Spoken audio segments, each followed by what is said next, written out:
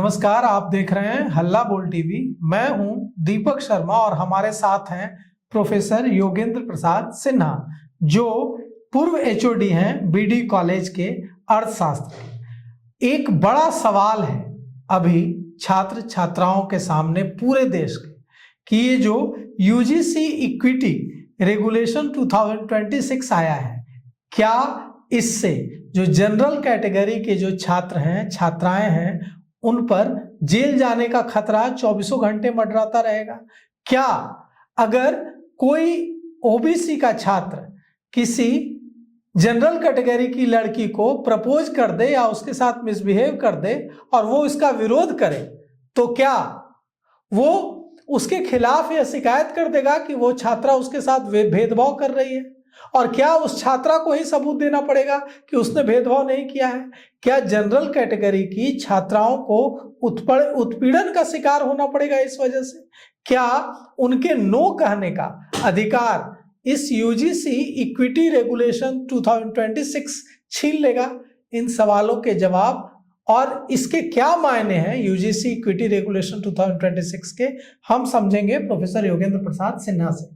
तो ये जो यूजीसी इक्विटी के नाम पर, समानता के नाम पर यूजीसी इक्विटी रेगुलेशन 2026 आया है, क्या यह उत्पीड़न का एक जरिया बनेगा या समानता लाएगा?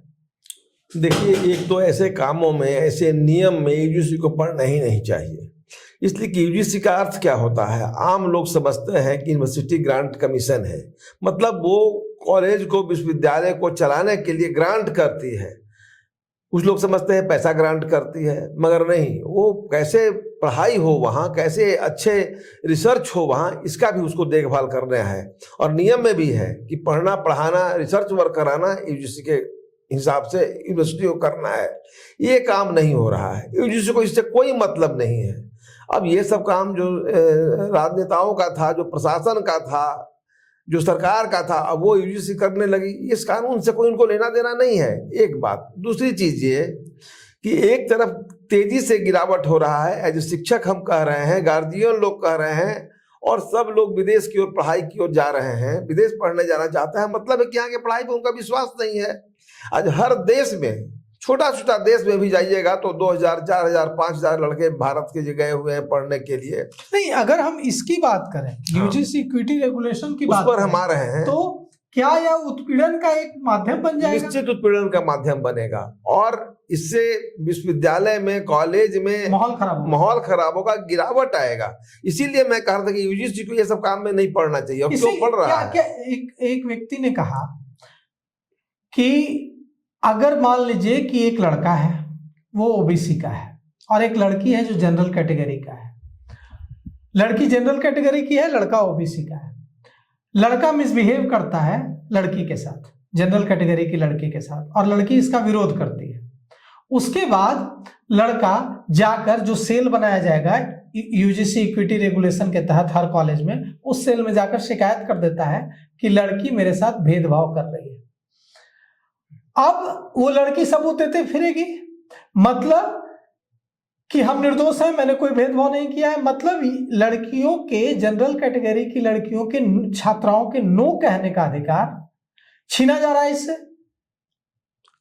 वो तो छीना जा ही रहा है, मगर ये तो जनरल है कि कोई किसी के साथ प्रपोज करना, जब गए हैं वहां पढ़ने के लिए, तो आप ये सब सिखला रहे हैं लोग कि आप प्रपोज करो, ये करो, वो करो। इससे तो समाज का माहौल, शिक्षा का माहौल और गिरेगा। हमको लगता है कि जितने उच्च कोटि के लोग का यूजीसी में लोग बैठाते हैं, अब ये लोग यही सब शिक्षा को बढ़ाने के लिए नहीं बल्कि बिगाड़ने के लिए ही काम कर रहे हैं। ये सब सवाल आता क्यों है? ऐसे सवाल तो विश्वविद्यालय और कॉलेज के लड़कों को, लड़कियों के बीच में नहीं आनी चाहिए थी। वहाँ कैसे पढ़िएगा, कैसे, इसका क्या क्या दुरुपयोग का खतरा आपको दिख रहा है? नहीं, खतरा क्या, इससे तो लड़ाई झगड़ा होगा, इससे एक दूसरे को लोग तंग करेंगे, लड़के लड़कियां एक दूसरे पर केस कर देंगे, फंसाएंगे, परेशान करेंगे, ये सारी बातें तो होंगी।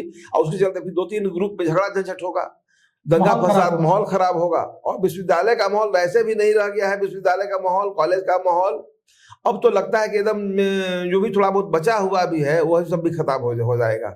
वहां लगेगा कि वहां लड़ाई। अभी तो हम कहते हैं कभी कभी यूनिवर्सिटी ग्रांट कमीशन नहीं, यूनिवर्सिटी डिग्री बांटो कमीशन हो गई है। सिर्फ डिग्री बांटा जा रहा है। और आप देख लीजिए मूल्यांकन करके बीए जो 4 वर्ष का अच्छा, हो क्यों गया, इसकी जरूरत क्यों पड़ी यूजीसी इक्विटी रेगुलेशन? नहीं, ये पॉलिटिकल एजेंडा है, पॉलिटिकल एजेंडा, पॉलिटिकल एजेंडा है। ये कभी एजुकेशनल एजेंडा हो ही नहीं सकता, एजुकेशनल एजेंडा नहीं, कोई एजेंडा नहीं। इससे यूनिवर्सिटीज का माहौल अच्छा नहीं होगा, माहौल अच्छा नहीं होगा, पढ़ाई जो थोड़ा बहुत बचा है वह भी खराब होगा। शिक्षकों पर क्या खतरा मंडरा रहा है? क्योंकि जो आप एचओडी रहे हैं, हाँ, अब जो रिसर्चर होंगे, जो रिसर्च करने के लिए प्रोफेसर्स के साथ होंगे, या जो दूसरे कोई एमए कर रहा होगा, कोई एमएससी कर रहा होगा, कोई ग्रेजुएशन कर रहा होगा, वो छात्र अगर सेल में, हर यूजीसी ने कहा कि हर कॉलेज में सेल बनेगा और वो कोर्ट की तरह काम करेगा। अब उसको सजा अगर दी जाती है तो एक मामला अगर इस तरह का आता है देश में, तो पूरे देश के जो शिक्षक हैं वो भी हमेशा डरे सामने रहेंगे कि कब कौन सा स्टूडेंट उन पर भेदभाव का आरोप लगा दे और उन पर सेल में शिकायत कर दे। तो इसको आप कैसे देखते हैं? नहीं, इससे ये तो होगा ही। और शिक्षकों पर भी खतरा है, शिक्षकों पर भी, इसीलिए शिक्षक कटे रहेंगे। अब वहां देखते हैं पहले वाला जो पढ़ाई की व्यवस्था थी कि शिक्षक हर लड़कों को तो देखते थे। अगर शिक्षकों को खतरा है तो शिक्षक संगठन इसका विरोध क्यों नहीं कर रहा? नहीं, शिक्षक संगठन तो विरोध करेगा। आप तो शिक्षक संघ से भी जुड़े रहे हैं। शिक्षक संघ से हम जुड़े रहे हैं, छात्र संघ के हम नेतृत्व किया है हमने, और शिक्षक संघ का भी नेतृत्व किया है। एज ए स्टूडेंट भी हम सोचते हैं और एज ए टीचर भी जब हम सोचते हैं तो हमको तो अनुभव हो रहा है कि शिक्षक विरोध करेंगे इसका, और छात्र संगठन को भी विरोध करना चाहिए। इस तरह के कानून, इस तरह की व्यवस्था, इस तरह की समझदारी अगर पनपती है यूजीसी में या किसी को भी इसका विरोध होना चाहिए। आपने कहा कि ये पॉलिटिकल एजेंडा है, तो केंद्र की जो सरकार है, नरेंद्र मोदी सरकार, उसने इस टाइमिंग पर ऐसा विवादित रेगुलेशन लाने का फैसला क्यों लिया? उन्होंने नहीं किया होगा, वो लोग क्यों करेंगे? मगर ये लोग, उन लोगों को अभी तो ये हुआ है ना कि यूजीसी को हम समाप्त करेंगे, सरकार का जो एक आया है कि यूजीसी को समाप्त करेंगे, तो इसको ये लोग प्रभावित करने के लिए कैसा कुछ स्थिति बन जाए कि लगे कि नहीं यूजीसी की आवश्यकता है, यूजीसी बहुत बढ़िया काम कर रही है, बहुत नीचे तक की स्तर पर सोच रही है, बल्कि वो घबराहट में ऐसा अगर किया है यूजीसी के लोगों ने तो और शिक्षा को गर्त में मिला देंगे। यूजीसी को जो ये लगता है कि इससे फायदा होगा, फायदा नहीं होगा, घाटा होगा। और यह हो सकता है कि इसी मानसिकता के लोग वहां बैठे भी हो, यह भी दुर्भाग्यपूर्ण है। यूजीसी में बैठे लोगों को बहुत उच्च स्तर की बात सोचनी चाहिए, कैसे रिसर्च वर्क मेरा बढ़िया होगा। कभी इस पर कोई कमेंट नहीं आता है जो आम जन से जुड़ा हुआ है। रिसर्च वर्क की क्या स्थिति है पूरे देश में और बिहार में, हम लोग देख रहे हैं कहीं रिसर्च वर्क हो नहीं रहा है। पहले जैसे किताबें जो पब्लिकेशन होती थी पब्लिश हो नहीं रही हैं। पहले हम लोग जो देखते थे कि जो एमए के लड़के, चूंकि हम लोग एमए का क्लास वो देख रहे हैं, एमए के लड़के जो सारे लड़के एक ओरिजिनल बुक रखते थे अपने पास और एक दो पढ़ते थे। आज एक भी लड़का ओरिजिनल बुक नहीं पढ़ता है, एक भी लड़का, आपको नहीं 1% लड़का निकाल दीजिए तो हम मान लें नहीं पढ़ता है। अगर हम इसके दुष्परिणामों की बात करें, यूजीसी इक्विटी रेगुलेशन 2026 के दुष्परिणामों की बात करें तो इसका क्या क्या इम्पैक्ट होगा? नहीं, एक तो विश्वविद्यालय में लड़ाई झगड़े का जड़ हो जाएगा। शिक्षक जो थोड़ा बहुत सचेत भी हैं पढ़ाने के लिए, वह भी सचेत नहीं रहेंगे। हाँ, डरे रहेंगे, इसलिए होगा।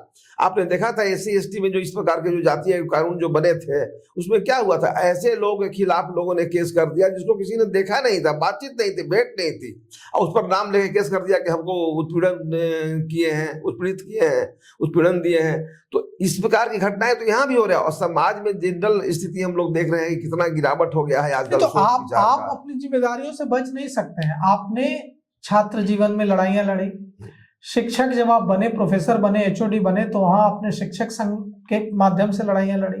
ठीक है कि आप सेवानिवृत्त हो चुके हैं, लेकिन एक जो समाज के इंटेलेक्चुअल के रूप में जो आपकी भूमिका है, आप कैसे, आप और आपकी तरह जो दूसरे सेवानिवृत्त शिक्षक हैं वो कैसे इस कानून का विरोध करेंगे? नहीं, हम लोग विरोध करेंगे ही।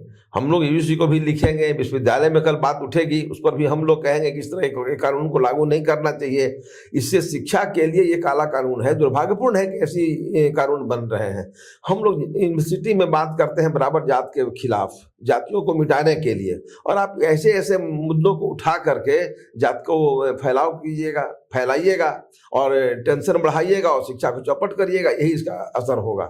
इसीलिए शिक्षक संगठन को, सारे शिक्षक संगठन इसको विरोध करेंगे और हमको नहीं लगता है कोई व्यक्ति इसका पसंद करेगा कि यूजीसी को इन सब कामों में पढ़ना चाहिए। यूजीसी का काम है रिसर्च वर्क को बढ़िया कराना। पढ़ाई में कैसे हो, तो पढ़ाई तो हो नहीं रही है, पढ़ाई खराब होते जा रही है, रिसर्च वर्क हो नहीं रहा है।